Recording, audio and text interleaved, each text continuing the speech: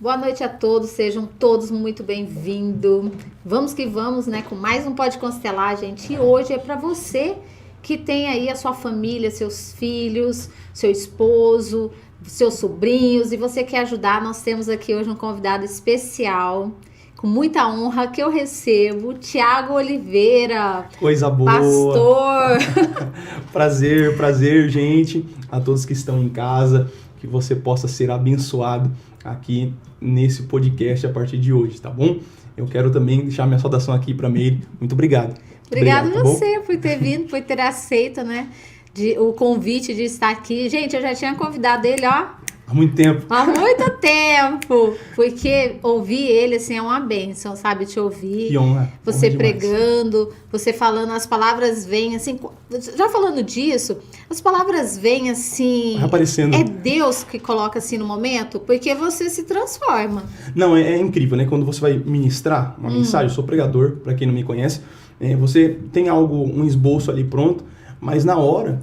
Parece que o Espírito vai falando com você, ele vai te guiando para outros caminhos, você sai do cronograma. Sim. E Deus começa a guiar com profundidade. Isso é normal, isso acontece, que eu acho, com quase todos os pregadores, mas é incrível, né?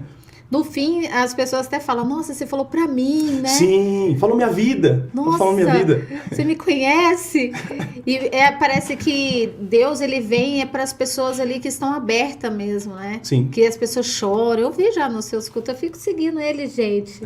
Eu te admiro demais, tá? Quantos anos você tem? Eu tenho 22 anos. Eu comecei no evangelho com 12 anos de idade. Comecei já ministrando, e aí não parei mais, né? Que lindo, 22 anos. Você já tem sua família? Tenho. Sou casado, né? Ainda não sou pai, mas logo eu creio que nós vamos aumentar a família aí. Casei cedo, por causa de um propósito, né? E foi bom demais, né, pra mim. Me conta aí desse propósito aí. Então, por causa do pastorado também, né? Eu acho que a preservação foi excelente pra mim, eu ter o casamento, porque todo mundo pensa que o casamento é algo que tem que ser feito lá pra frente. Mas não, o casamento é uma bênção de Deus, e atrás do casamento também tem umas bênçãos que são liberadas. Eu costumo dizer que existem bênçãos na nossa vida que só são liberadas depois do casamento.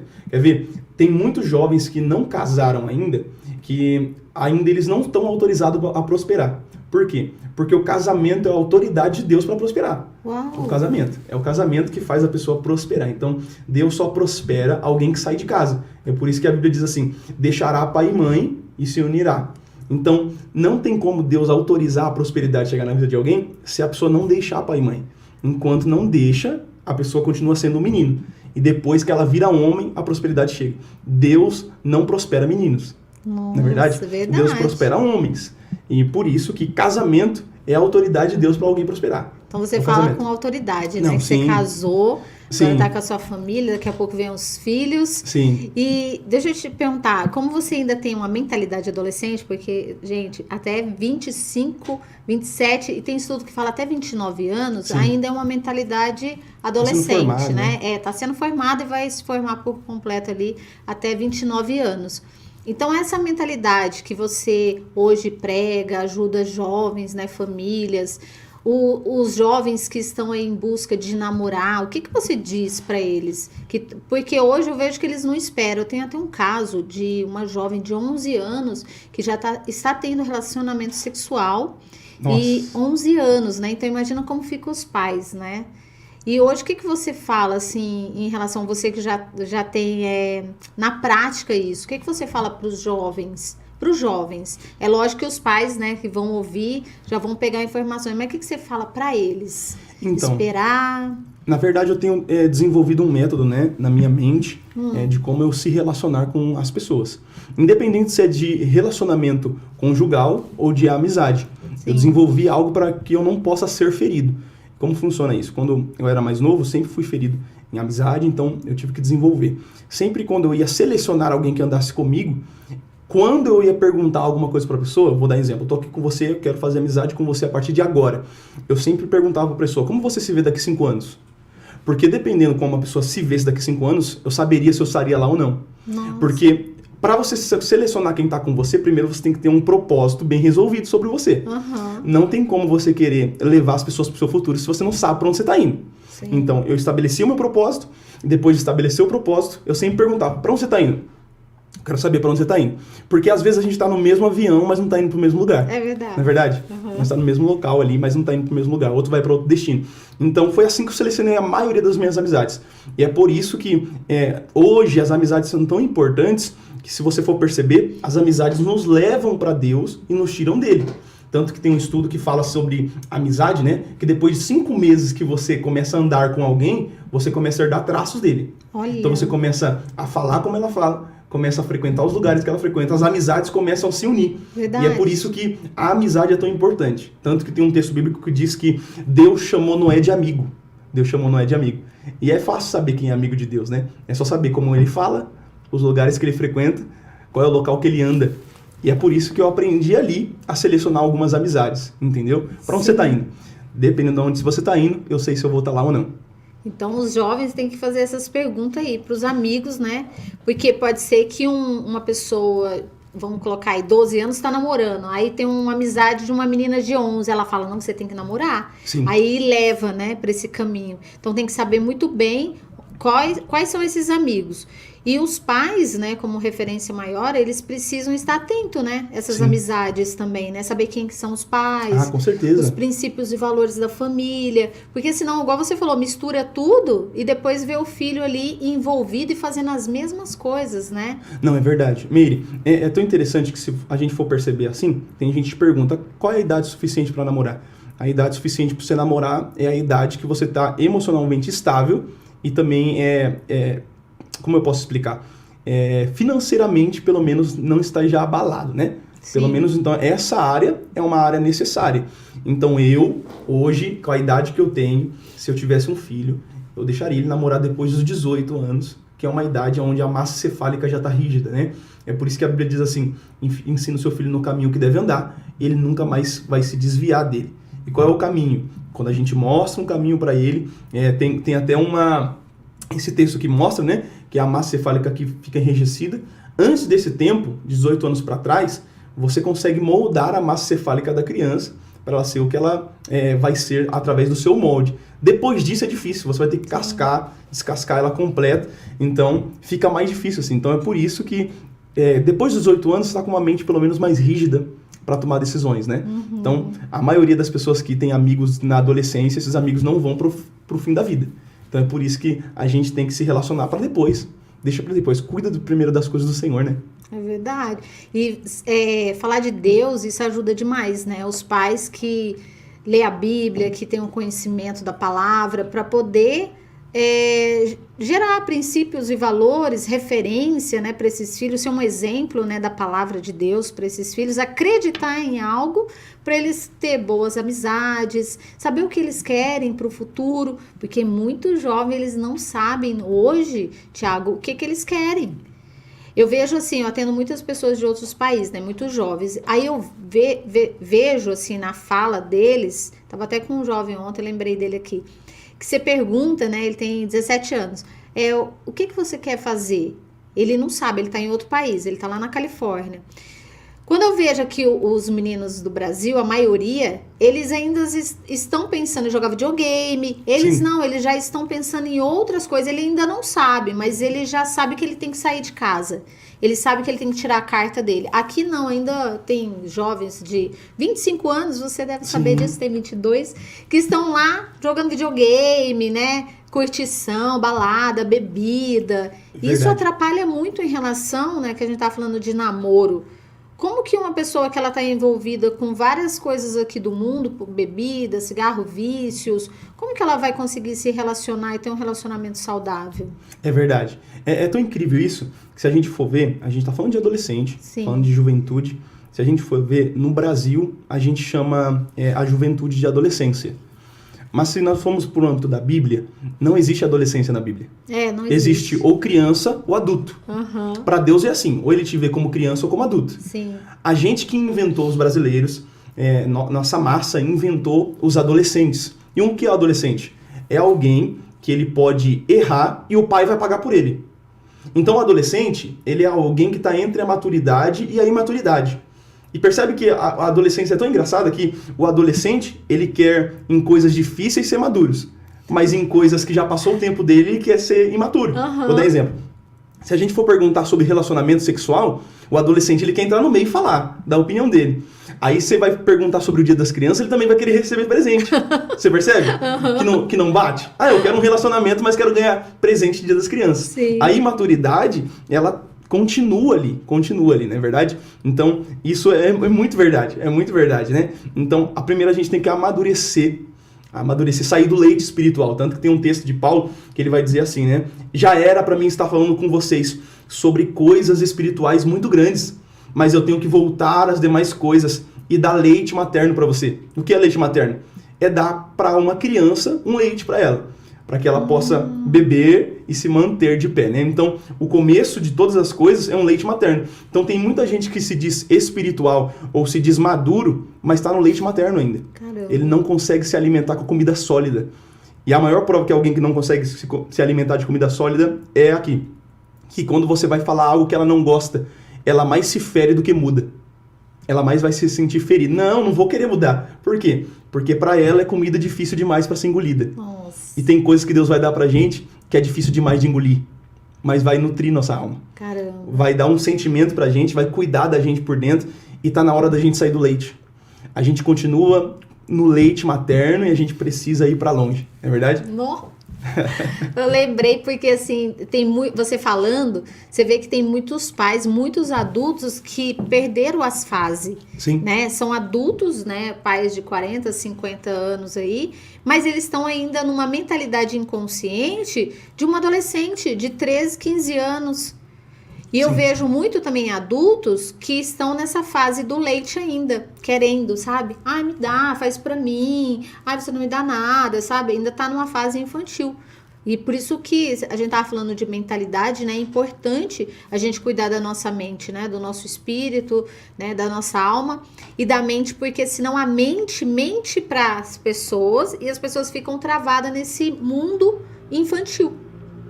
Tem idade, mas só que mentalmente tem funcionamentos infantis, né? Sim. E como que eu vejo que isso afeta muito, se a gente falar de adolescentes que querem namorar, mas tem pais tão infantis, como que ensina para os filhos como que é ter um relacionamento saudável? É verdade. Você vê isso quando você que tá com 22 anos, né? Você vê muito mais, né? Também pregando ali. Como que você vê as famílias ensinando os seus filhos para ir para um caminho mais saudável, nesse que você já está? Sim, Casado. Gente, eu sou novo, mas eu sou pastor de igreja. Então a maioria das pessoas que eu cuido são mais velhas do que eu.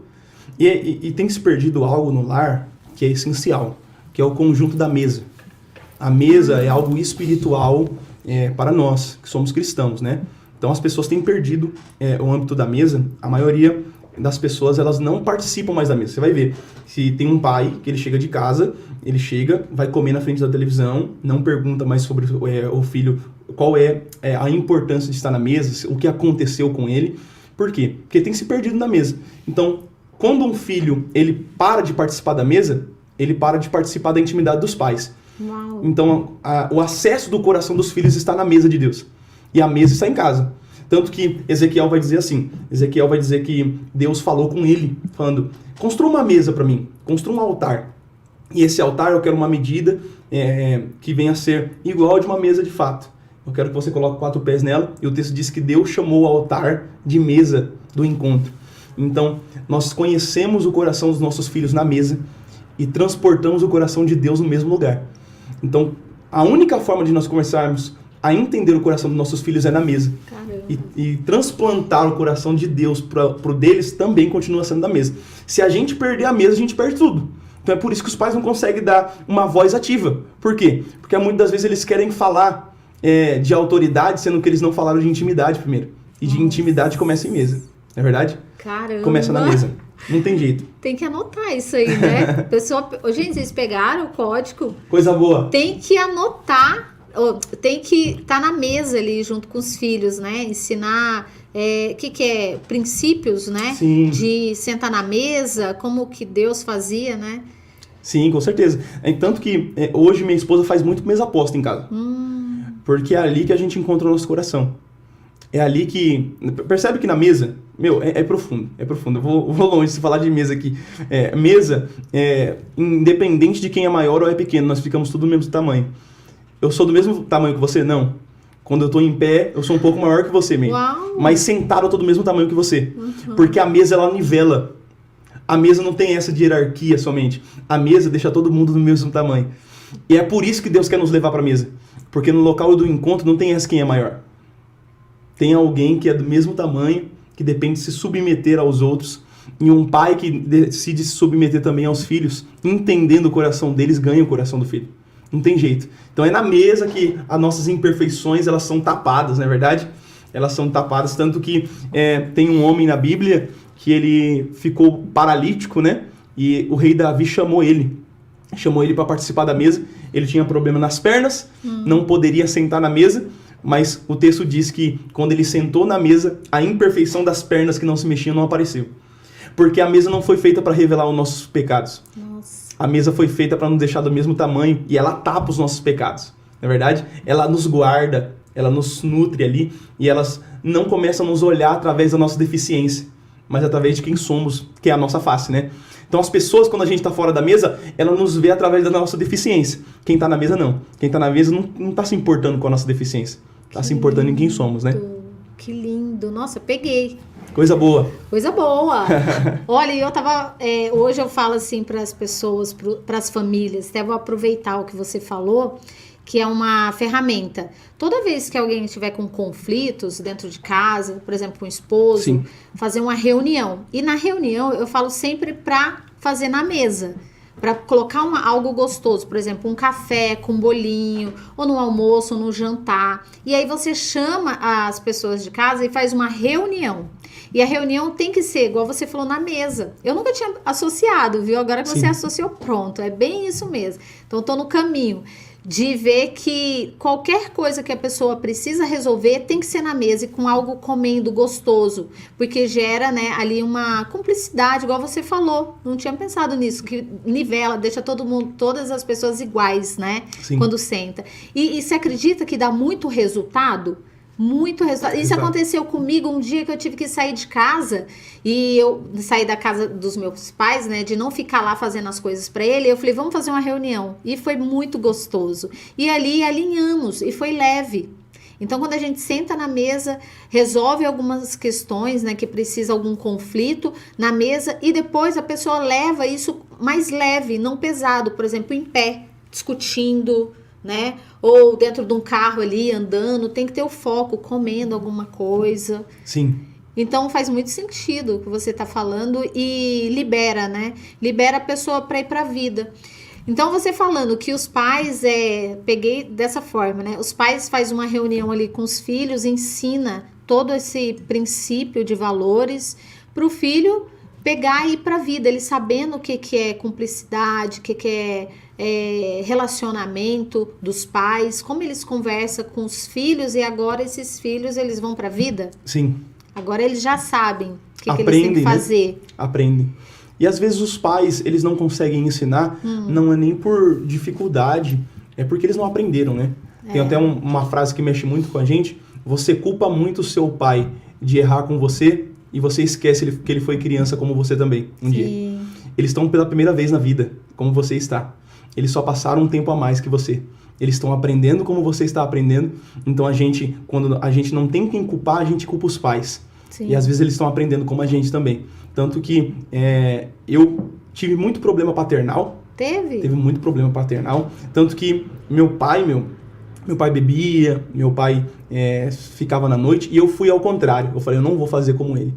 E hoje, eu não olho com meu pai como um olhar de desprezo para ele. Porque eu lembro, ele também foi criança como eu fui. Sim. E ele não teve o que eu tive. E hoje eu posso ser para ele algo melhor, né? Eu posso ter para ele. Tanto que hoje, metade da nossa igreja, eu lidero a minha família. Sério? Minha família. Minha mãe é ovelha da minha igreja, que eu pastoreio. Minha irmã, meus irmãos estão lá. Então isso é incrível para mim. E seu pai também? Meu pai também frequenta lá. Meu pai também frequenta. Hoje ele bebe? Hoje, moderadamente, mas ele tem tentado melhorar, né? Sim. Mas hoje eu entendo ele. Hoje eu entendo. Sim. E até porque você veio para ensinar ele, né? Porque se Sim. você não entrou no mesmo caminho que ele, para os motivos dele, lógico, né? Para algumas questões dele que ele não resolveu, veio você. Aí você ensina para ele que tem outro caminho. Sim. Então eu falo também que os filhos vêm para ensinar os pais. Só que se os pais não tiver com humildade e não estiver com um olhar de compaixão para os filhos, eles não vê as questões que são deles nos filhos melhorados. Porque os filhos vêm para melhorar os pais. Sim. Se, igual no seu caso aí que você falou, se você fosse para o mesmo caminho que ele, como que você iria ser o seu filho? Sim. Né? Meu filho talvez seria pior que eu. Depende de como o cérebro dele funciona, né? Tem pessoas que eles são espelhos, tem pessoas que são espelhos invertidos, né? Que eles olham e falam assim, não vou ser como essa pessoa, vou ser diferente dela. Sim. Foi uma coisa que aconteceu comigo. Meus irmãos andaram pelo caminho dos meus pais, hoje não estão andando mais, mas eu fui totalmente ao contrário. Então, se meu pai bebeu, eu nunca bebi. Se meu pai fez tal coisa, eu também nunca fiz. Eu sempre fui um espelho invertido, né? Isso é importante saber também, né? Sim. O emocional, de verdade, o emocional é o que rege hoje o meio cristão ou qualquer tipo de meio. Tanto que se uma pessoa quebrar em qualquer tipo de empresa, não conseguir mais ter uma fé estabelecida, a primeira coisa que ela quebrou não foi a empresa, foi o emocional dela. O emocional quebrado quebra tudo. É verdade. O emocional quebrado quebra tudo. Tanto que, se a gente for perceber, eu falei até com um amigo meu esses dias, eu falei, olha, sabe por que você não rompeu ainda em Deus? Porque você está focando muito só no espiritual. Entenda, existem de 100%, 50% é espiritual e 50% é emocional. Tem gente que só foca no espiritual e deixa o emocional para trás. E uma hora você abastecendo o carro somente com 50%, uma hora vai desligar. Sim. Uma hora esse carro desliga. Você achando que ele está 100%, uma hora ele vai desligar. E eu falei para ele, Deus nunca vai te autorizar você chegar em um lugar maior se o seu emocional estiver abalado. Não. Porque lá você vai ser uma autoridade espiritual, mas também uma autoridade emocional, você vai desbalancear tudo lá. Entendeu? É por isso que a gente vê liderança que são mestres nos púlpitos, mas fora do púlpito são desastre. Uau. Porque o emocional deles estão totalmente abalados. Você se lembra de José? José da Bíblia? Governador. O José da Bíblia foi incrível, né? Que ele passou por muitas guerras. O José da Bíblia, ele enfrentou a guerra contra os irmãos. O irmão dele jogaram ele no poço, ele venceu. Ele passou pela casa da esposa de Potifar, ele passou por lá e venceu. Depois foi para a prisão e também venceu e depois foi governador. Mas o texto diz que o próprio governador, depois que viu os irmãos dele, ele gritou, onde o palácio completo ouviu ele gritando. Isso é incrível, cara. Por quê? Porque o José, ele é resultado de guerras vencidas, mas de emocionais abalados. Entendeu? O José, ele venceu todas as guerras, mas o emocional nunca saiu de lá. Tanto que quando os irmãos vieram, ele foi lá e quis barrar os irmãos para comprarem pão. E quando ele barrou os irmãos para comprar pão, o texto diz que ele entrou e deu um grito. Tem pessoas que eles vencem guerra, mas os gritos continuam lá dentro. Uau. Porque o emocional continua sendo abalado, né?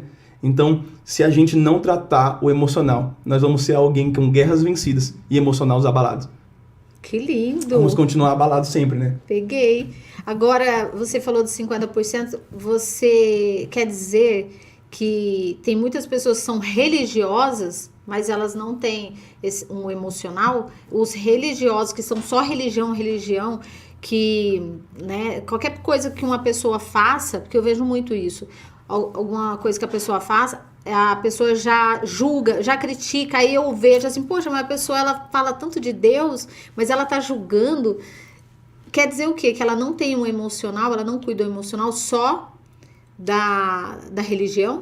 Também tem pessoas que elas são muito boas na religião, ora, buscam e tudo mais, mas você vai ver que a pessoa, quando você vai falar sobre o emocional dela, e quando eu digo emocional, eu digo do caráter dessa pessoa. Sim. Eu digo sobre o caráter. O caráter dela, você vê que é como o de uma criança, ou ela não consegue ser confrontada em algumas coisas, não é verdade? Isso entra a grande dificuldade dessa pessoa. Então, entra nesse âmbito, né? Esse âmbito das pessoas que não deixam ser amadurecidas em alguma área, não deixam ser poldadas nessas áreas. E isso é essencial ser feito. É essencial para alguém maduro ser cortado. Alguém, para ser maduro, ele tem que ser poldado. Ele poda para ser crescido, ele poda para chegar mais longe, né? Se não for podado, não vai dar certo. Então o religioso, esse é o problema dele. O religioso, ele é muito bom no espírito, mas é mal no caráter, né? Ele é muito mal no caráter. Você falando assim, quer dizer que já vi pessoas falando de Deus e pessoas falando, não, aquela pessoa ela roubou, mas Deus vai colocar a mão, aquela pessoa vai morrer. Aquela pessoa não vai ter a mão. E aí você vê a pessoa desejando, sabe, algo ruim para a pessoa ali, e isso assusta. Você falando disso, tem tudo a ver? Uma pessoa que ela tem a palavra, mas ela vê sempre pro lado negativo, ou quer dizer o Primeiro Testamento de Deus que era mais rígido?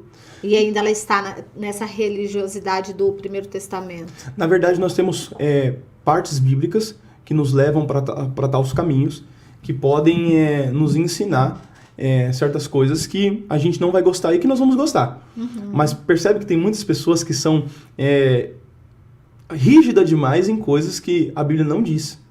Tem coisas que a Bíblia não bateu de frente e essas pessoas estão dando a opinião delas. E a opinião delas são totalmente conturbadas à Bíblia. Sim. Então, isso é importante falar. A sua opinião não é Bíblia. A Bíblia, ela é inerrante, você erra. Entendeu? Sim. Então nós temos que saber separar o que é a Bíblia que está dizendo ou o que é alguém que está dizendo. Tanto que tem até uma mulher, não precisa falar o nome, né? Que fica falando, nossa, eu vi alguém no inferno porque estava usando maquiagem. Não, a sua opinião é sua opinião. A Bíblia nem diz sobre maquiagem, entendeu? Uhum. Ela diz sobre excesso. Ela diz sobre excesso, porque tudo que é excesso mostra uma falta, né? Tudo que a gente transmite excesso mostra uma falta na gente. Então excesso é pecado. Excesso, exceder em alguma coisa, né? Passar dos limites é pecado. Então entra nessa linha de raciocínio, né? Onde tem muitas pessoas que se perdem. Tem muitas pessoas que se perdem mesmo. Tanto que, se a gente for pensar sobre o emocional aqui, dá pra gente pensar sobre o Elias. O Elias, ele foi um dos maiores profetas do Antigo Testamento, mas ele pediu a morte para Deus. Porque ele estava desalinhado no emocional dele. Olha. Imagine, o maior profeta de Israel pedindo a morte para Deus. Tudo porque depois que ele participou de um grande congresso, participou mais de 400 profetas de Baal, tudo que não era convertido. Depois disso, Jezabel levantou e disse assim, agora eu vou matar você. Imagina, aí ele vai para dentro do deserto e fala assim, Deus, me mata. Por quê ele queria a morte? Ele queria a morte por causa de uma frase. Ele disse, eu não sou melhor do que os meus pais. Percebeu? Tem problema emocional aí? Tem problema emocional. Ele começou a olhar para ele com as lentes dos pais. Ele começou a falar, não, eu não sou melhor que os meus pais. Mas quem é os pais de Elias? Nós não sabemos o nome dos pais de Elias. Uhum. Mas Elias é alguém que tem nome. É alguém que já é grande. Mas o emocional foi abalado. Foi abalado, né? Aí Deus foi lá em Elias e falou, levanta, come e bebe, porque longa é a tua caminhada. Uau! Tá na hora de voltar pro eixo, né? Tá na hora de voltar pro centro. E quer dizer o que hoje para esses jovens? Que eles precisam seguir a vida deles, independente daquilo que os pais instalaram na mente deles. Porque tem muitos pais que instalam inconsciente, né? Lógico, que, tipo assim, você não é nada sem mim. Eu sou tudo pra você. Sim. E essas informações acabam sabotando, né, do filho ir pra vida. E quando ele tá numa condição melhor, por exemplo, igual você que não foi pra bebida, né?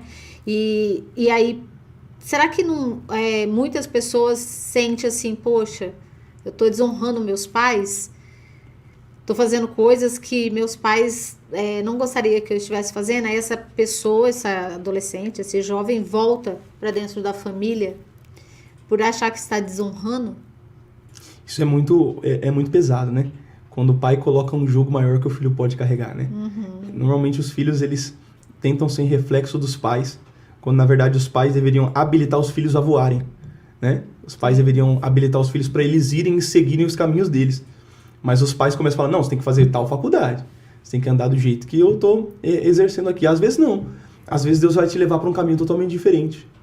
Às vezes você não foi chamado para ser igual aos seus pais. Sim. Às vezes você foi chamado para ir para mais longe. Então nós temos que habilitar os nossos filhos para ir mais longe do que a gente, não é verdade? Ir mais longe do que já chegamos já. E isso mexe comigo, né? Porque se a gente ficar preso no nosso passado, só no que os nossos pais vão pensar, isso vai mexer muito com a gente. Por quê? Porque os pais já viveram a vida deles. Agora nós temos que viver a nossa, não é verdade? Uhum. Eles são alguém que tem praticidade de falar no nosso coração, mas entender que a vida é nossa. Deus deu uma vida para cada um, não é verdade? Então, eles já viveram algumas coisas E agora eles querem viver aquilo que não viveram nos filhos.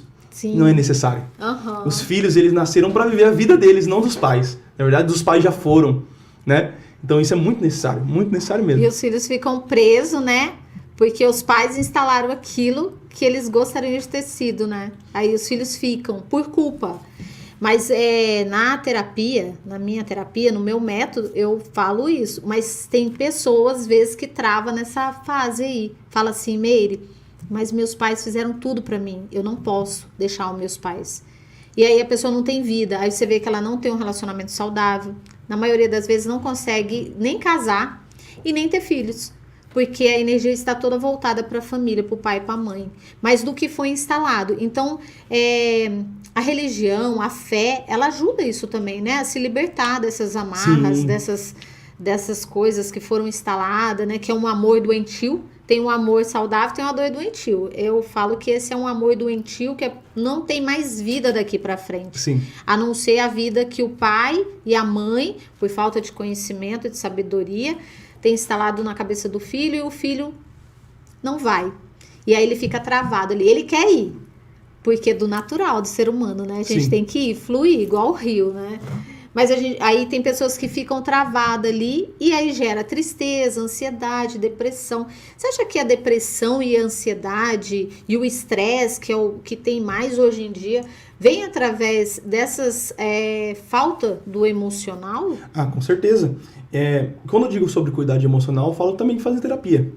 Eu, como pastor, eu faço terapia. Isso aí, sabia? pastor. Eu faço terapia, eu passo passo no psicólogo, né, para cuidar, fazer a revisão. Sim. A revisão mental é necessário, gente, é necessário. A gente olha e fala assim, não, aquilo não é para mim. Tinha até um pensamento, não, psicólogo, alguém que precisa de um psicólogo é para louco. Hoje não é mais assim, gente, não funciona dessa forma. Na verdade, nunca funcionou, não é verdade? Então a gente precisamos alinhar o nosso emocional, precisamos entender tudo o que precisamos, né? Eu vou dar um exemplo. Tem algumas formas da gente alinhar o emocional. Existe um texto em Lucas 15 que fala sobre uma mulher que tinha 10 dracmas, ela perdeu uma e ela não perdeu fora de casa, ela perdeu dentro de casa. Até que o texto disse que ela chegou dentro de casa e ela foi varrer a casa para procurar diligentemente até encontrar. Perceba que algumas coisas a gente perdeu dentro da gente, que a gente precisa varrer a casa para poder encontrar. Existem coisas que a gente está procurando fora, sendo que a gente perdeu dentro. Verdade. E Deus está dizendo pra gente, para de procurar fora aquilo que está dentro de você. Por quê? Porque a única forma que você perdeu foi porque você não varreu por dentro. E às vezes varrer é cuidar do seu emocional. Você tem que pegar a vassoura e limpar os cantos que você deixou pro lado. Às vezes a sujeira que você colocou debaixo do tapete é necessário você levantar o tapete e lembrar do dia, lembrar do trauma, lembrar da dificuldade e falar assim, foi difícil, mas hoje eu tô pegando a vassoura para limpar tudo isso. Na minha casa já não fica. E a gente é resultado de muitas coisas que já passamos. E aí que entra, se a gente continuar acumulando, a gente vai virar uns acumuladores de emoções. E Deus não nos fez para ser acumuladores de emoções. Deus nos fez para ser alguém livre e limpo. Então ele disse que quando ela limpou a casa, ela achou que tinha perdido. Tem coisas que Deus permitiu você perder, não é verdade? Tem coisas que Deus permite a gente perder para a gente se encontrar de novo. Uau. Se a gente não perde, a gente não se encontra. Às vezes a gente perde um relacionamento para se encontrar. Às vezes a gente perde um emprego para se encontrar. Aí ela varre a casa e ela percebeu que no local que sempre deveria estar, estava lá. A dracma. Como alguém perde uma coisa dentro de casa? Não tem como você perder coisa dentro de casa. Mas segundo o texto, tem como você se perder dentro de casa. Deus não queria só encontrar a dracma, Deus queria encontrar a mulher que estava perdida lá. Era a mulher. E tem tudo a ver com as doenças psicossomáticas, Sim. né? Que uma pessoa que ela não sabe quem ela é, se ela se perde nela mesma, igual você falou, aí ela vai carregar peso, né? Sim. E esse peso vem em forma de fibromialgia, câncer, Nossa, isso é verdade. diabetes, vem várias doenças que as pessoas falam assim, eu não sei por quê. Era para você parar e você cuidar de você nesse momento, de dentro para fora. E agora, quando a pessoa ela tem essa consciência, muda num todo. Ela se acha, né? Sim. Quando ela se trata e ela se vê. Eu já vi vários casos de pessoas que ela tem um câncer, acaba tendo um câncer porque ela não soube dizer não para a família, ela precisou ser a boazinha da família. Ela teve um câncer, aí ela precisou se cuidar, porque ela não sabia falar não, então ela fazia tudo para a família. Aí veio um câncer, ela precisou fazer quimioterapia, cuidar dela. Então, agora ela não pode ficar falando sim, porque ela tem que cuidar dela, né? E aí, nesse momento, depois que ela se vê curada, ela já sabe falar não para as pessoas. Por que que precisa passar por todos os problemas, né? De doença, às vezes que nem tem volta, né? Doença que nem tem volta. Por que que precisa passar, né? E a pessoa passa, trata e depois pode ser que ela até volte no que ela era antes e continua tudo de novo e vai chegar um momento que ela morre. E aí você me lembrou um negócio que até vou agradecer aqui a minha psicóloga. Eu sou terapeuta sistêmica, mas eu tenho a minha psicóloga, a Fabiana Palúcia. Um beijo para você que está sempre aí me atendendo. E a minha terapeuta, que é a Patrícia Rames. Então eu tô sempre aí acompanhada. Mesmo sendo terapeuta, eu tenho as pessoas que cuidam de mim, do meu mental, porque a minha interpretação é minha. Imagina se eu coloco alguma coisa na minha cabeça, eu acredito que é só isso. E fora que eu vou na igreja, né? Eu vou ouvir a palavra. Não sou religiosa, mas eu amo ir na igreja, sabe? Pegar a palavra, igual aquele dia que eu fui te ouvir. Eu sempre tô te ouvindo lá no seu Instagram. Então é isso, eu pego ali várias informações minhas, que eu sei que tá me afetando, vou lá e pergunto, será que eu tô certa nisso? Será que isso aqui eu tô no caminho certo? Aí eu vou me alinhando, vai gerando um equilíbrio.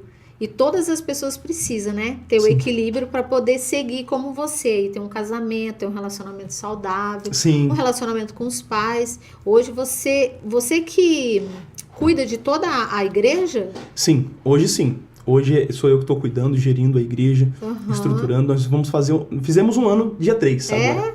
Fizemos um ano. É muita responsabilidade, né? Com muitas pessoas. É até difícil. É difícil demais. Mas cada pessoa com uma mentalidade, né? Sim, lá na igreja, para você perceber, em um ano nós já tivemos 4 casos de viciados de drogas lá na igreja. Nós tentamos tratar, cuidar da melhor forma, né? Na limitação que temos, mas cuidamos. Porque isso é estratégia de Deus para que a gente possa aprender e desenvolver também, né? Sim. Então, a gente vai aprendendo e começamos a aprender que até mesmo os vícios são dependências emocionais que a gente não consegue ser tratados, né? E aí você falou ali pra mim que foi algo interessante agora sobre os nãos, né? Os nãos que a gente recebe. E isso mexe, né, comigo porque às vezes os nossos pais não ensinam a gente a falar não. Eles ensinam a gente a responder o sim sempre, em alguns sentidos.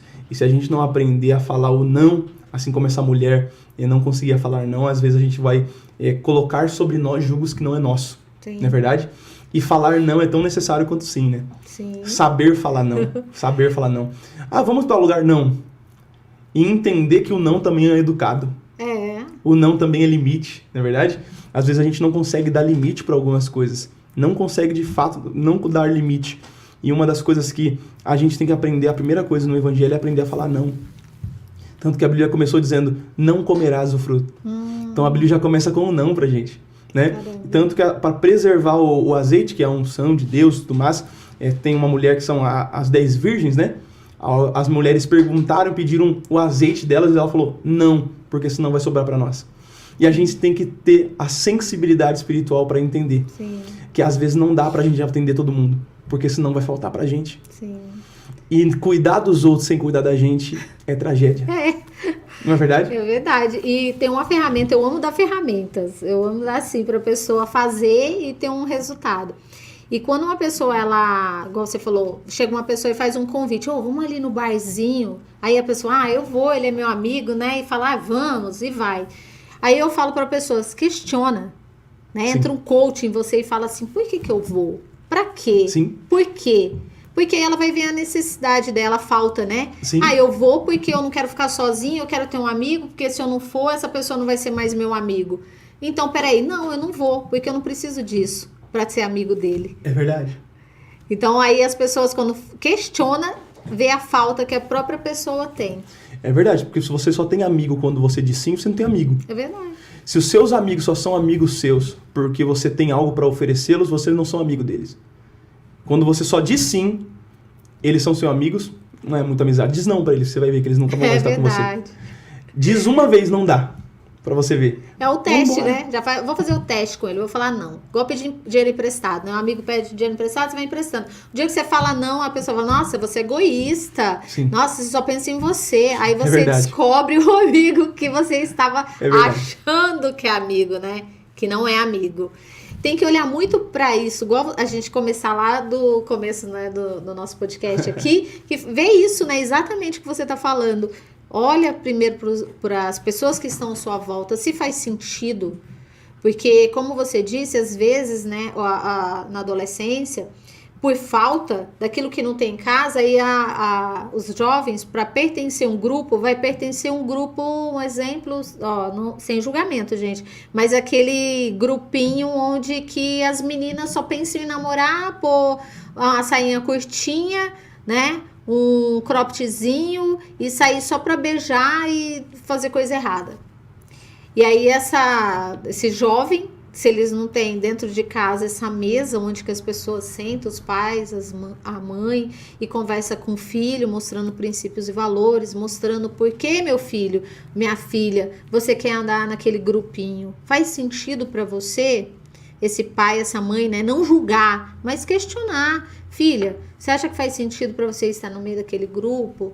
O que você quer da sua vida? Quem daquele grupo lá está estudando, está trabalhando, está fazendo algo bom, né? Aí o próprio filho vê, né? É verdade, não faz sentido para mim.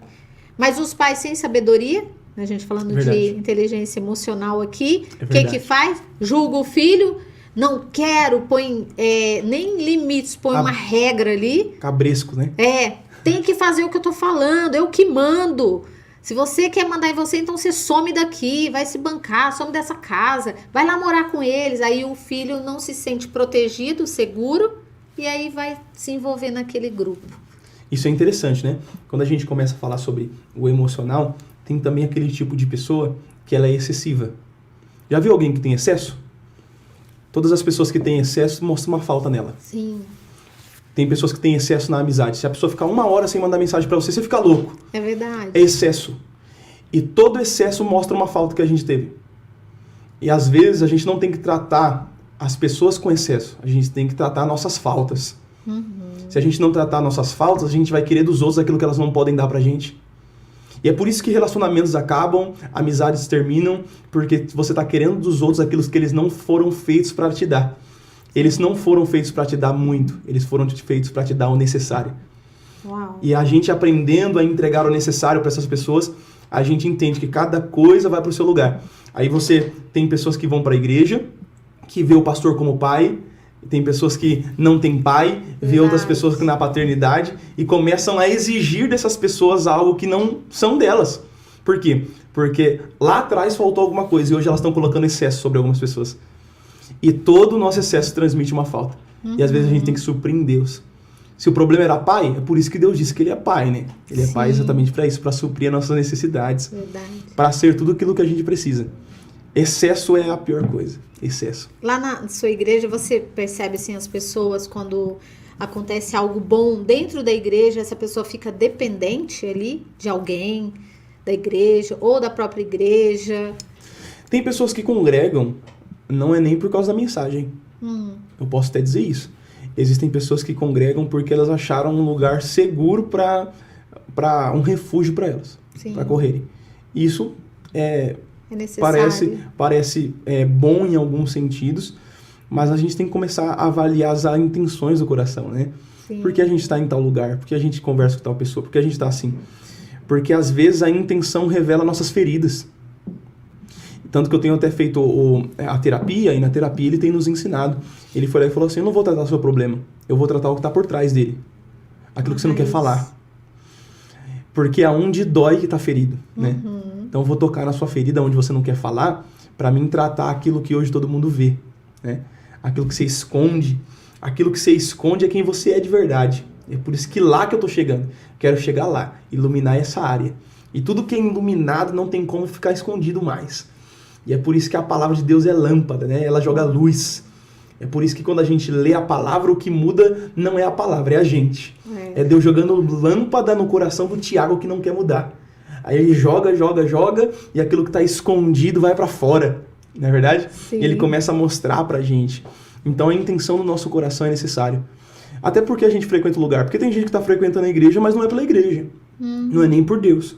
É porque ele tá tentando suprir uma necessidade em alguns lugares. E eu percebo isso.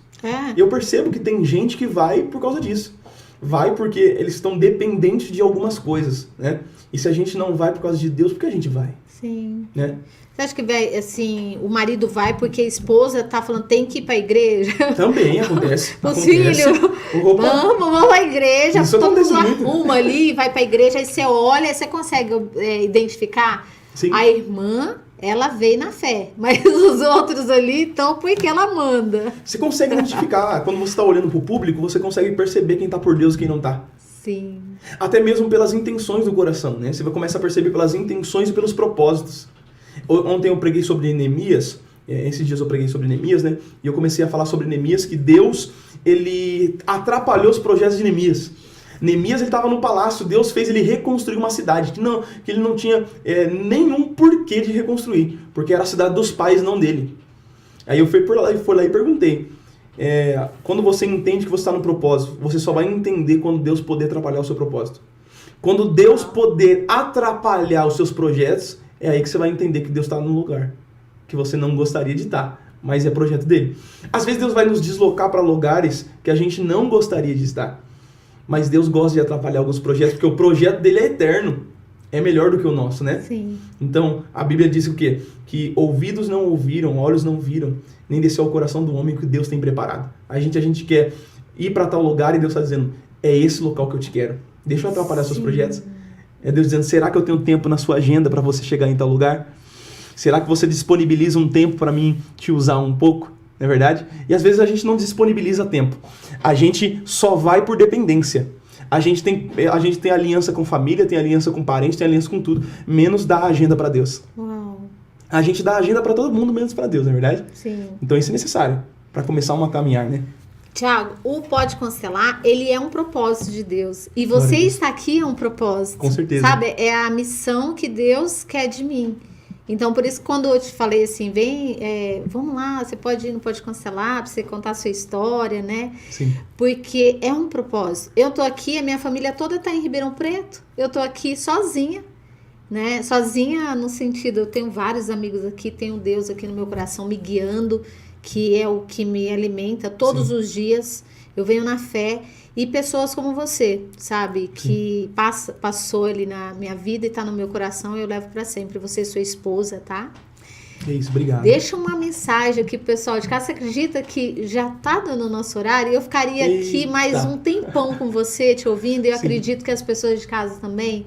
Porque você traz assim, ó, você vai dando insights, vários. A pessoa pegar só o que você falou ali no início, e depois um pedaço. Nossa Senhora! Nome de Deus. A palavra é boa por causa disso, né? Uhum. Não é que nem uma profecia. A profecia fala para uma pessoa, a palavra fala para todas. Verdade. Então, o que eu falei aqui, o que você falou, vai dar para muitas pessoas alimentos para dias ou para anos. Eu acredito nisso. Com certeza. Para mim foi uma honra poder participar com você, estar aqui. Foi um propósito de Deus, com certeza. Sim. Nada acontece sem propósito. E para mim é uma honra poder compartilhar um pouco sobre emocional, alinhar o espiritual, né? E eu creio que você que está me ouvindo aí foi abençoado com esse podcast. Esse podcast pode ter falado ao seu coração. Eu acredito que essas palavras não foram em vão. Grava na tábua do seu coração e leva, porque Deus teve uma palavra e Ele vai te confrontar para que você possa elevar o nível. Eu não sei se eu posso liberar uma palavra aqui para eles, mas eu vou liberar. Pode. Eu creio que esse mês ainda vai ser mês de emocionais estáveis, para que você possa alcançar patamares diferentes. Então, aonde você não chegou por causa do emocional, Deus vai tratar o seu emocional para você poder ir além. Deus não quer que você voe só com uma asa, Ele quer que você voe com as duas. O emocional está aí, para que você possa ir além do que você já foi. Receba essa palavra, tá bom? Eu recebo. Deixa as suas redes sociais, o seu Instagram, para o pessoal de casa seguir. Perfeito. Meu Instagram é Pastor Tiago Oliveira. Se você for ver lá um rapaz bonito, você vai ver que sou eu lá. É ele. Você vai ver Tiago Oliveira. Vai ser uma honra. Sempre eu tô postando conteúdo lá. Estou voltando ativo. Já fui mais ativo no Instagram, mas hoje eu estou voltando agora Legal. de novo. E aí, pode ter certeza que nós vamos ajudar bastante gente. Se você precisar de qualquer conselho na área da juventude ou qualquer área espiritual, eu estou aqui para te ajudar. Esse é o Thiago Oliveira. Gente, segue esse homem porque ele, assim, é surreal. Eu amo ouvir você falar, viu, Thiago? Que honra. Ó, vou te dar um... Cadê? Ô, Lucas, traz um mimo aí pro meu convidado. Coisa Fazendo um favor. boa! Que Coisa aqui não Pode boa. Cancelar tem presente para os meus convidados. Obrigada. Coisa boa demais. Ó, esse aqui é um mimo do Pode Cancelar. Que honra! Para você lembrar desse momento Olha aqui, lá, ó. coisa boa! Obrigado, viu, por Muito você estar bom, aqui nesse... muito bom. Eu falo que você faz parte, né, agora do Pode Cancelar. Sempre vai História, ter a sua né? história ali nesse canal que a gente estamos transbordando assim para o mundo todo. Então vamos brindar esse momento, Thiago. Coisa boa! Obrigado, viu? Que Deus abençoe você. Deus abençoe. Deus abençoe sua família. Obrigado por ter aceito o convite. Obrigado você de casa por estar aqui até agora com a gente. Um grande beijo e fica com Deus, viu? Tchau.